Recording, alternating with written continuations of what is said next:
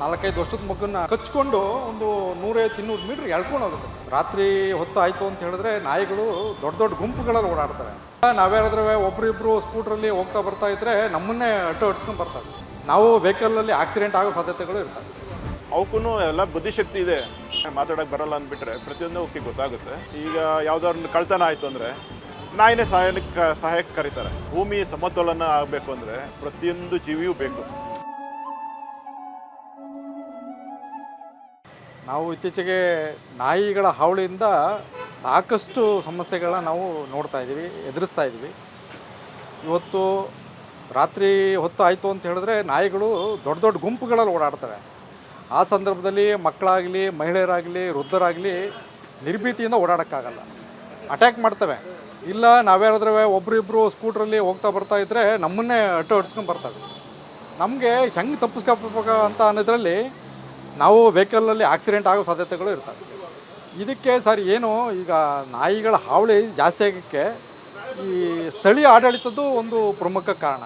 ಆಮೇಲೆ ನಮ್ಮ ಸಾರ್ವಜನಿಕರಲ್ಲಿ ಏನೊಂದು ಅವ್ರದ್ದು ಕೂಡ ಏನು ತಪ್ಪಿದೆ ಅಂದರೆ, ಮನೇಲಿ ಏನಾರು ಅವರ ಆಹಾರ ಪದಾರ್ಥಗಳೇನಾದ್ರು ಉಳಿದಿದ್ರೆ ಸರಿಯಾಗಿ ವಿಲೇವಾರಿ ಮಾಡಲ್ಲ, ಏನೋ ತೆಗೆದು ಅಲ್ಲಿ ಒಂದು ಕಡೆ ಹಾಕ್ಬಿಟ್ಟಿರ್ತಾರೆ. ಆ ನಾಯಿಗಳು ಬಂದು ಅಲ್ಲೆಲ್ಲ ಒಂದು ಕಡೆ ಗುಂಪಾಗಿ ಸೇರ್ಕೊಂಡು ಅದನ್ನು ಇದು ಮಾಡ್ತವೆ. ಆಮೇಲೆ ಈ ಸ್ಥಳೀಯ ಆಡಳಿತ ಏನು ಕಸದ ರಾಶಿಯನ್ನು ಸರಿಯಾಗಿ ವಿಲೇವಾರಿ ಮಾಡದೇ ಇರೋ ಕಾರಣ ಅಲ್ಲೂ ಕೂಡ ಒಂದಷ್ಟು ನಾಯಿಗಳು ಸೇರಿಕೊಂಡು ಗುಂಪಾಗಿ ಅದನ್ನೆಲ್ಲ ಕೆರೆದು ಪುನಃ ಅದು ಆರೋಗ್ಯದಕ್ಕೆ ಕೆಲವು ವ್ಯತ್ಯಾಸ ಆಗುತ್ತೆ. ಅಂದರೆ ಅದಕ್ಕೆ ವಿಲೇವಾರಿ ಆಗದೇ ಇರೋ ಕಾರಣ. ಒಟ್ಟಾರೆ ಇವೆಲ್ಲ ಸಮಸ್ಯೆಗಳಿಂದ ಈ ನಮಗೆ ಆಮೇಲೆ ಸಂತಾನಹರಣ ನಾವು ಮಾಡಬೇಕಾಗಿದೆ ಸರ್. ಇವತ್ತು ಕಾರ್ಪೊರೇಷನಿಂದ ವೆಹಿಕಲ್ಗಳು ಬರ್ತವೆ, ಒಂದಷ್ಟು ನಾಯಿಗಳನ್ನ ಎತ್ಕೊಂಡು ಹೋಗ್ತಾರೆ. ಅದಕ್ಕೆ ಆಗಿದೆಯೋ ಇಲ್ವೋ ಅಂತ ಕನ್ಫರ್ಮ್ ಮಾಡೋರು ಯಾರು?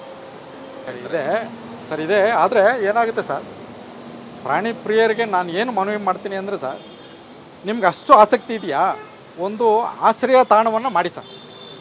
ಏನು ಸಾರ್ವಜನಿಕವಾಗಿ ಬೀದಿ ನಾಯಿಗಳಿದ್ದಾವೆ, ಅವಕ್ಕೊಂದು ಗೂಡನ್ನ ಒಂದು ವ್ಯವಸ್ಥೆ ಮಾಡಿ. ಈಗ ನಾವೇನು ಪಿಂಜರ ಪೋಲು ಬಿಡಾಡಿ ದನಗಳನ್ನ ನಾವು ಕರ್ಕೊಂಡೋಗಿ ಪಿಂಜರ ಪೋಲಲ್ಲಿ ಬಿಟ್ಟು ಅದಕ್ಕೊಂದು ವ್ಯವಸ್ಥೆಗಳನ್ನ ಮಾಡಿದ್ದೀವಿ.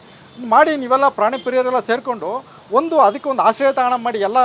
ಎಲ್ಲೆಲ್ಲಿ ಹೆಚ್ಚು ನಾಯಿಗಳಿದೆ ಅದನ್ನೆಲ್ಲ ಕರ್ಕೊಂಡೋಗಿ ಅವಕ್ಕೆಲ್ಲ ಒಂದು ಫುಡ್ ವ್ಯವಸ್ಥೆ ಮಾಡಿ, ಉಳ್ಕೊಳ್ಳೋಕೆ ವ್ಯವಸ್ಥೆ ಮಾಡಿ ಅದು ಮಾಡಿ ಸರ್. ಸಂಘ ಸಂಸ್ಥೆಗಳು ಇದಕ್ಕೆ ಈ ಥರ ಏನಾರು ಮಾಡಿದ್ರೆ ಇನ್ನೂ ಬೇರೆ ಬೇರೆ ಸಂಘಟನೆಗಳು ಅವಕ್ಕೆ ಕೈ ಜೋಡಿಸ್ತವೆ. ಇಲ್ಲಿ ಅವ್ರು ಏನೋ ಒಂದು ಪ್ರಾಣಿ ಪ್ರಿಯರಪ್ಪ, ನಾಯಿಗಳ ಬಗ್ಗೆ ಒಂದಷ್ಟು ಕನ್ಸರ್ನ್ ಇದೆ, ಮಾಡ್ತಾ ಇದ್ದಾರೆ, ನಮ್ಮ ಕೈಲಾಗಿ ಸಹಾಯ ಮಾಡೋಣ ಅಂತ ಕೂಡ ಅವರು ಮಾಡ್ತಾರೆ. ಇದೊಂದು ಒಳ್ಳೆಯ ಉದ್ದೇಶ. ಆದರೆ ಎಲ್ಲೆಲ್ಲೋ ಹೋಗೋದು ಸರ್. ನಾವು ಮೊನ್ನೆ ಒಂದು 4-5 ವರ್ಷದ ಮಗುನ ನೀವು ನೋಡಿರ್ಬೋದು ವಿಡಿಯೋದಲ್ಲಿ, ನ್ಯೂಸಲ್ಲೆಲ್ಲ ಕಚ್ಕೊಂಡು ಒಂದು 150-200 ಮೀಟ್ರ್ ಎಳ್ಕೊಂಡು ಹೋಗುತ್ತೆ ಸರ್. ಆ ಹೆತ್ತ ತಂದೆ ತಾಯಿಗಳಿಗೆ ಏನಾಗಬೇಕು ಸರ್ ಆ ಥರ ಆದರೆ?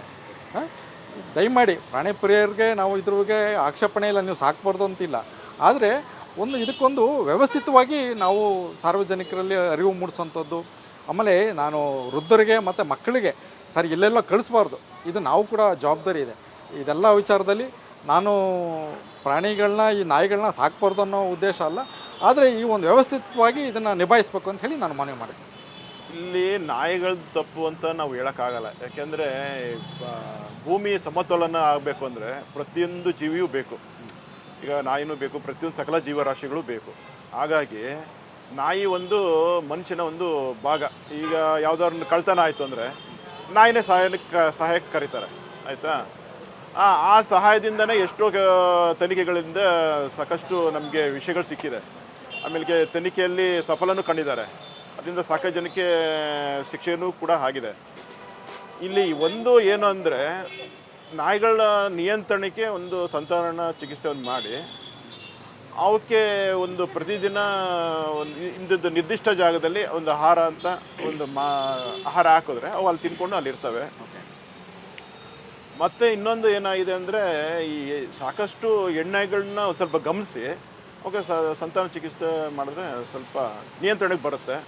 ಹೌದು, ಅವ್ರು ಹೇಳ್ತಿರೋದು ಸತ್ಯ. ಏಕೆಂದರೆ ಈಗ ನಮ್ಮ ಭೂಮಿ ವಾತಾವರಣ, ಮಳೆ, ಗುಡುಗು, ಸಿಡಿಲು ಅದೆಲ್ಲ ಗೊತ್ತಾಗೋದೇ ಪ್ರಾಣಿಗಳಿಂದನೇ. ಈಗ ಭೂಕಂಪ ಆಗ್ತಾಯಿದೆ ಅಂದರೆ ಯಾವುದೋ ಒಂದು ನಾಯಿಗಳಿಂದನೇ ನಮಗೆ ಗೊತ್ತಾಗೋದು. ಹಾಗಾಗಿ ಅವು ಬದುಕಬೇಕು. ಅದನ್ನು ಬದುಕಬೇಕು ಅಂದಾಗ ಅದನ್ನು ಸ್ವಲ್ಪ ನಾವು ನಿಯಂತ್ರಣ ಮಾಡಬೇಕಂದ್ರೆ ಸಂತಾನದ ಸ್ವಲ್ಪ ಜಿಲ್ಲಾಧಿಕಾರಿಗಳು, ಸ್ವಲ್ಪ ಇವರು ಸರ್ಕಾರ ಸ್ವಲ್ಪ ಆಸಕ್ತಿ ವಹಿಸಿ ಸ್ವಲ್ಪ ನಿಯಂತ್ರಣ ಕಡೆ ಗಮನ ಕೊಟ್ಟರೆ ಸ್ವಲ್ಪ ಅವು ಬದುಕ್ತವೆ. ಜನಗಳಿಗೂ ಓಡಾಡೋಕ್ಕೆ ಅನುಕೂಲ ಆಗುತ್ತೆ. ಅವು ಕೂಡ ರಕ್ಷಣೆ ಮಾಡಬೇಕು ಅಂತ ಹೇಳಿ. ಹೌದು, ಖಂಡಿತವಾಗ್ಲೂ ರಕ್ಷಣೆ ಮಾಡಲೇಬೇಕು. ಯಾಕೆಂದರೆ ಅದರಿಂದ ಉಪಯೋಗನೇ ಸರ್ಕಾರನೇ ಪಡ್ಕೊಳುತ್ತಲ್ಲ. ಈಗ ಆರ್ಮಿಲಿ ನಾಯಿಗಳು ಸಾಕ್ತಾ ಇದ್ದಾರೆ, ಮತ್ತು ಮಿಲ್ಟ್ರಿಗಳಲ್ಲಿ ನಾಯಿಗಳು ಸಾಕ್ತಾ ಇದ್ದಾರೆ, ಪೊಲೀಸ್ ಇಲಾಖೆಯಲ್ಲಿ ನಾಯಿಗಳನ್ನ ಸಾಕ್ತಾ ಇದ್ದಾರೆ. ಆಮೇಲೆ ಅದನ್ನು ಶ್ವಾನ ಪ್ರದರ್ಶನ ಅಂತ ಪ್ರತಿ ವರ್ಷ ಮಾಡ್ತಾರೆ. ಆಮೇಲೆ ಎಷ್ಟೋ ಒಂದು ಹಬ್ಬಗಳ ಹರಿದಿನಗಳಲ್ಲಿ ಅವುಗಳನ್ನ ಆಟಾಡಿಸ್ತಾರೆ. ಅವಕ್ಕೂ ಎಲ್ಲ ಬುದ್ಧಿಶಕ್ತಿ ಇದೆ. ಏನೋ ಮಾತಾಡೋ ಒಂದು ಬಿಟ್ಟರೆ, ಮಾತಾಡೋಕ್ಕೆ ಬರಲ್ಲ ಅಂದ್ಬಿಟ್ರೆ ಪ್ರತಿಯೊಂದು ಅವಕ್ಕೆ ಗೊತ್ತಾಗುತ್ತೆ. ಏನಪ್ಪ ಅಂದರೆ ಇವರು ಕಾರ್ಪೊರೇಷನವರು ಸ್ವಲ್ಪ ಸಂತಾನ ಚಿಕಿತ್ಸೆ, ಹೆಣ್ಣು ನಾಯಿಗಳನ್ನ ಸ್ವಲ್ಪ ಗಮನಿಸಿ ಸಂತಾನ ಚಿಕಿತ್ಸೆ